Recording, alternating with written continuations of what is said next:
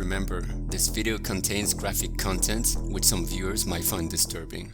Imagine a serene beach in Bali, a popular paradise for tourists from all over the world. Now picture a crime so unexpected and shocking that it rattles this tranquil setting to its core. What happened on that fateful night in 2016? How did a holiday romance lead to a deadly altercation? Let's dive into the disturbing case of Sarah Connor and David Taylor.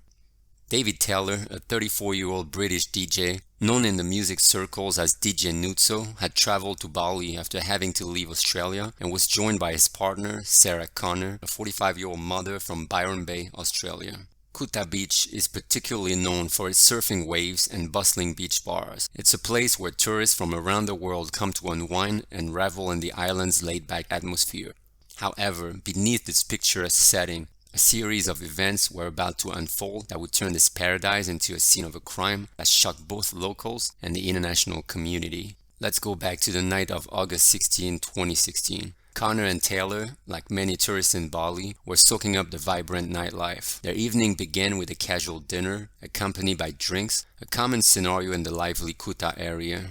As the night progressed, they found themselves at the popular Kuta Beach, a spot that buzzes with energy and excitement under the moonlit sky. But what started as a typical tourist evening quickly spiraled into a night of confusion and chaos. It all began with a crucial incident, Connor's lost wallet. This loss set off a chain of events that would lead to a fatal confrontation.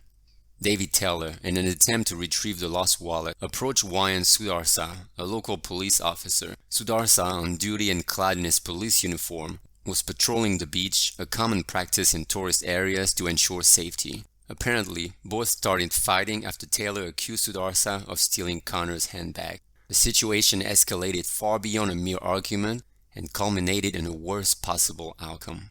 As the sun came up on August 17, it revealed the grim consequences of the previous night's events. The body of Officer Wayan Sudarsa was discovered on the beach, a scene that sent shockwaves to the local community and beyond. The investigation commenced immediately, with Bali police working to piece together the events of that tragic night. In the days following Sudarsa's death, Connor and Taylor engaged in actions that seemed almost like a desperate attempt to escape reality. They burned their clothes, a move they later claimed was driven by panic, and disposed of Sudarsa's belongings, including his mobile phone and credit cards. But as the Bali police delved deeper, the evidence began to mount against the couple. Security footage, witness statements, and forensic evidence painted a troubling picture.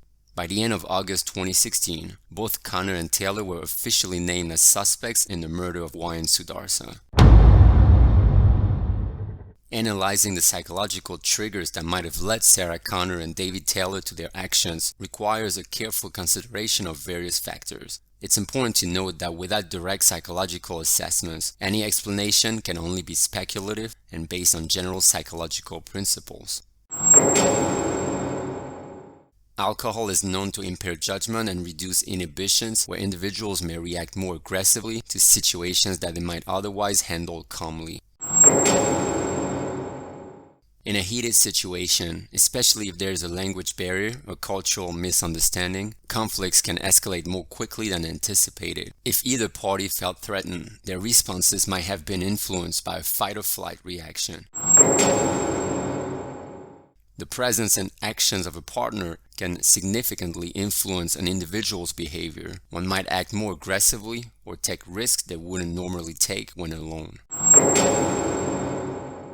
Being in a foreign country and dealing with unexpected situations like losing a wallet can heighten stress levels, potentially leading to overreactions in stressful situations.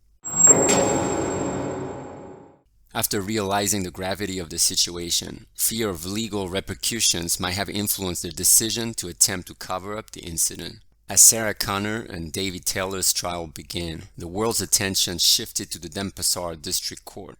In the courtroom, the prosecution presented a narrative of deliberate violence. The core of their argument hinged on the fatal injuries sustained by Officer Wayan Sudarsa, who, according to forensic reports, suffered 42 wounds to his body. Police allege he was hit with a beer bottle, phone, and binoculars. The defense, on the other hand, portrayed a different story. Connor consistently maintained her innocence, asserting she had only attempted to separate the two men during the altercation and was unaware of the severity of Sudarsa's injuries. Taylor's defense revolved around the claim of self-defense, suggesting a reaction to perceived aggression from Sudarsa. As the trial unfolded, various aspects were scrutinized: the couple's actions post-incident, the inconsistencies in their accounts, and the forensic evidence that contradicted some of their claims. It became apparent that the case was not just about the events of that night, but also about the decisions made in the subsequent hours. The court heard that if the couple had reported the incident, Sudarsa might have survived, as he was left dying on the sand for 2 hours after they left. In early 2017, the verdicts were delivered. David Taylor, found guilty of fatal assault in company, received a 6-year sentence. Sarah Connor, implicated in the crime but with a perceived lesser role, was sentenced to 4 years in prison. These sentences, particularly Connor's, reflected the court's interpretation of her involvement in the incident.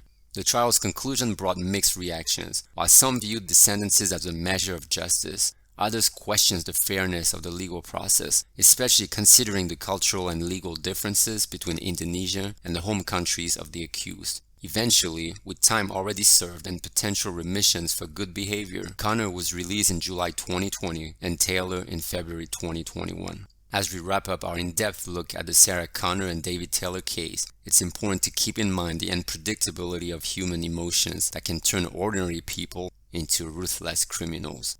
Thank you for joining us today on Casual Evil. Until next time, stay safe and keep seeking the truth.